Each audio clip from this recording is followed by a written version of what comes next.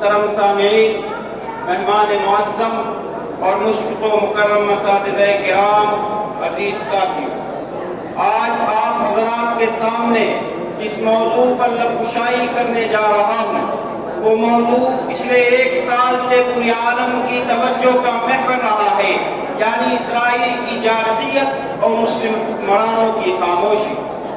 حضرات، آج 14 ماہ سے زیادہ عرصہ ہو گیا ہے کہ اسرائیل نامی درندہ فلسطین کی غزہ پٹی پر اپنی وحشیانہ بمباری جاری رکھے ہوئے ہے۔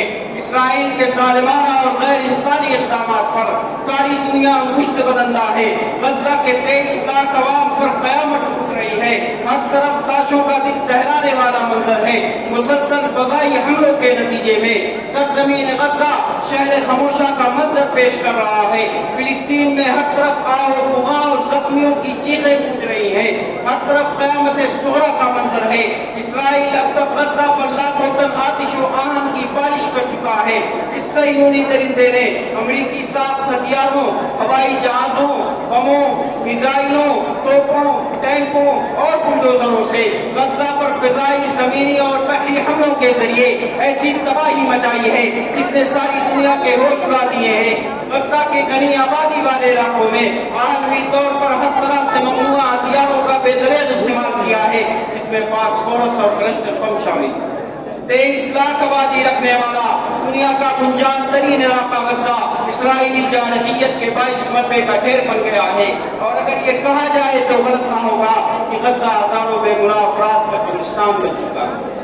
صہیونیوں نے تمام جنگی اصولوں اور عالمی قوانین کو پیرو تلے چلتے ہوئے مسجدوں، اسپتالوں، اسکولوں، اقوام متحدہ کے ذریعہ بنائی گئی ہنگامی پناہ گاہوں، پرتنوش کے ذخیروں، ایمبولینسوں، جنازے کے جلوسوں اور ہر طرح کی ان عمارتوں کو نشانہ بنانے سے کسی طرح کا گریز نہیں کیا ہے جس کے متعلق اسے اندازہ ہو جاتا ہے کہ یہاں جان بچانے کے لیے فلسطینی بچوں، بوڑھوں اور عورتوں نے پناہ لے رکھی ہے۔ غزہ میں اب کوئی جگہ شہریوں کے لیے محفوظ نہیں رہ گئی ہے۔ 90% عمارتوں کو تباہ کن بمباری کے ذریعے زمین بوس کر دیا گیا ہے۔ پانی کا شدید بحران پیدا ہو گیا ہے۔ لوگ گندا پانی پینے پر مجبور ہیں۔ یہ صہیونی درندہ پچھلے 1 سال سے زائد عرصے سے غزہ کی مکمل ناکہ بندی کر کے اہل غزہ کو بھوکوں تڑپا رہا ہے۔ بیماروں کو علاج و معالجہ اور دواؤں سے محروم رکھے ہوئے ہیں اور ان ساری سہولتوں کے دروازے ان پر بند کیے ہوئے ہیں جن کے بغیر کسی غریب کی زندگی اجیرن ہو جاتی ہے۔ اور حالیہ دنوں تک کم و بیش 50,000 افراد، جن میں اکثریت معصوم بچوں اور خواتین کی ہے، جو لقمہ اجل بن چکے ہیں، 1 لاکھ سے زائد زخمی ہیں، ہزاروں لاشیں مکوں کے نیچے ایسے علاقوں میں دبی ہوئی ہے جہاں تک لوگوں کی رسائی ممکن ہے۔ گولیاں چلتی ہیں کھل جاتے ہیں توپوں کے دہن، گولیاں چلتی ہیں کھل جاتے ہیں توپوں کے دہن، بم برستے ہیں اجڑتا ہے محبت کا چمن، کانپ اٹھتی ہے زمینوں پہ محبت کی کرن، زندگی بنتی ہے ایک لاش بے گور و کفن، کتنے بچوں کے بلکنے کی صدا آتی ہے، کتنی ماؤں کے سسکنے کی ندا آتی ہے۔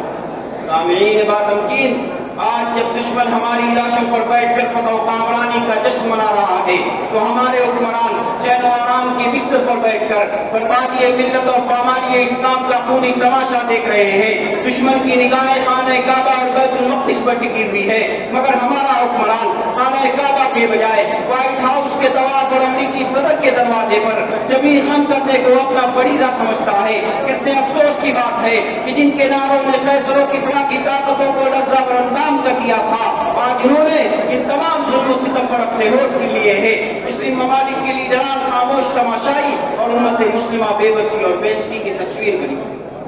اس وقت دنیا کا 33% رقبہ مسلمانوں کے زیر اقتدار ہے۔ پیٹرولیم کی قیمتی دولت ان کے پاس ہے، مگر وہ ان تمام مسائل کے باوجود اسرائیلی بربریت اور انسانیت سوچ بدلنے کے خلاف ایک بھی فیصلہ نہیں لے سکتے۔ 57 مسلم ممالک کے حکمران مل کر بھی ایک اسرائیل کو دہشت گرد قرار دے رہے، سفارتی تعلقات منقطع کرنے اور اسے تیل کی فراہمی روکنے کی ہمت نہیں کر سکے۔ ہمارے حکمرانوں کی طرف سے اسرائیل کو اینٹ کا جواب پتھر سے نہ صحیح، اینٹ کا جواب اینٹ سے دینے کی اب دور دور تک کوئی امید ہے، نہ آئندہ اس کی توقع۔ क्योंकि उम्मत मुस्लिमा आज वहम की बीमारी से दो चार है, जिसकी हदीस नबी में सराहत आई है। इसी बहाने उम्मत मुस्लिमा और उसके कायदीन और हुक्काम को किसी ऐसी मौसर और भरपूर ज़र्ब मोमिन से रोक रखा है जिससे तूफानों के दिल दहल जाए और इसराइल और अमेरिका जैसे दुश्मनों के रोकते खड़े हो जाए। आज दुनिया भर की मीडिया के लोग कमजोर फिलिस्तीनियों की हालत जार पर हंस रहे हैं और ताज्जुब के साथ पूछ रहे हैं कि जब शख्सी मफादात पर आ जाती है तो यही मुस्लिम ममालिक के हुक्मरान अपने ताकतवर लश्कर और असलहे को अपने आवाम के खिलाफ बखूबी काम में लाते हैं, लेकिन फिलिस्तीनी आवाम उनकी निगाहों के सामने कत्ल किए जा रहे हैं। उनके बूढ़ों, बच्चों और औरतों को बेदरेक किया जा रहा है, लेकिन उनके कानों को जो नहीं देखते। हकीकत ये है कि आज मुस्लिम हुक्मरानों की जेबें तो भरी हुई है, लेकिन उनके दिल इस्लामी जज्बे से खाली हो चुके हैं। फिलिस्तीन की लड़ाई को वो जानिसानी और कुर्बानी और जिहाद और शहादत से ताबीर नहीं करते, बल्कि वो हमेशा उन मुसलमानों से बरसरे पैगार रहे हैं जिन्होंने फिलिस्तीनी मसले को इस्लामी रंग देना चाहा। इन कायदीन ने मसले फिलिस्तीन में ऐसा तर्ज अमल इख्तियार किया है जो हमारी सकाफत और तहजीब, दीन और मजहब के तकाज़ों और गैरत और हमीयत की रूह के बिल्कुल खिलाफ है। ऐसा लगता है कि खुदा न खास्ता सआदतमंदी और कामरानी के असबाब इख्तियार करने की तौफीक हमारे हुक्मरानों से छीन ली गई है।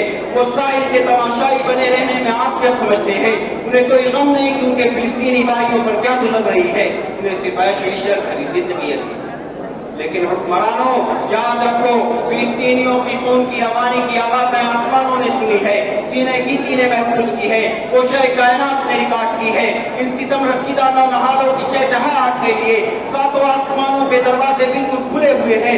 वो दरवाजे जो मजलूमों, बेकस, सितम रसीदा और आजाद गुजीदा फरियादी और हर परेशान हाल की गमज़दा आवाज़ के लिए हमेशा खुले रहे। अमरीकी और सरयूनी प्रोपेगेंडे ने इन हुक्मरानों की आंखों को, अंधा कानों को, गहरा और दिलों को तारीख तो बना दिया है, लेकिन खुदा का इंसाफ अपना काम करता रहा है और करता रहेगा। उसकी शरीयत में हक का दिफा, उसके लिए मुज़ाहमत और उसके लिए हथियार उठाना दहशतगर्दी है, न हो सकती है। दुनिया की कोई शरीयत अल्लाह के कानून को न बदल सकी है, न बदल सकेगी। ये मजलूम फिलिस्तीनी, ये बेसहारा अहले गज़ा उसकी बारगाह में सुरखरू है और रहेंगे। लेकिन हुक्मरानों, तुम अपने रब को क्या मुंह दिखाओगे? अपनी नजाशियों और समस्तियों का हिसाब कैसे दे सकोगे? तमन्ना है कि कोई राह पर उनको लगा देता, तमन्ना है कि कोई राह पर उनको लगा देता, कोई आवार गाने दहर को मंजिल बता देता। जमीन पर फैल जाते अहले दिल घर में सफर होकर, कोई इस काफिले को ख्वाब गफलत से जगा देता। ज़ात-ए गिरामी, अब मैं आपके सामने ज्यादा देर कायल नहीं रहना चाहता हूँ, बस गैरत और हमीयत से भरपूर एक वाक़या सुनाकर अपनी बात खत्म करता हूँ। वो भी क्या दौर था जब सैटेलाइट था, न रेडियो, न खून, न मोटरें, न हवाई जहाज, न इंटरनेट। हाँ, मगर वो जमाना गैरत और खुददारी का जमाना था। मुसलमानों का दिल ईमानी हमीयत से सरचार था। उस वक्त काफिरों के मुल्क से एक मुसलमान औरत दुश्मन की बदतमीजी पर पुकार लगाती है, वाह मोतसिमा, वाह मोतसिमा, वाह मोतसिमा, ओ मोतसिम तुम कहाँ हो? हजारों मील दूर बगदाद में मुसलमानों के खलीफा मोतसिम बिल्लाह को इस दर्द अंगेज पुकार की खबर पहुंचती है। बेख्तियार लब्बैक क्या पुकारता हुआ उठ खड़ा होता है। एक लश्कर अजीम के साथ कुफार के उस मुल्क पर ऐसी अलवार करता है, ईंट से ईंट बच जाती है। खलीफा को उस वक्त तक चैन की नींद नहीं आती जब तक कि वो अपनी बहन को काफिरों के जुल्म से आजाद नहीं करवा लेते। ये वामोतसिमा महज कोई वाक़या नहीं है, बल्कि मुसलमानों की 1300 साल आज़मत और सतवत, गैरत और खुददारी, सरफरोशी और जाबाजी और सरबलंदी और सरफराजी की रोशन तारीख है। आज भी फिलिस्तीन की लाखों माएँ और बहनें हर रोज किसी मोतसिम बिल्लाह, मोहम्मद बिन कासिम और सलाहुद्दीन अय्यूबी को आवाज देती है और उनकी आंखें उनके इंतजार में राह तक रही हैं, मगर उनकी पुकार से पहाड़ों के दिल तो छलनी हो सकते हैं, लेकिन हुक्मरानों की सरमोरी पर जरा बराबर फर्क नहीं पड़ेगा।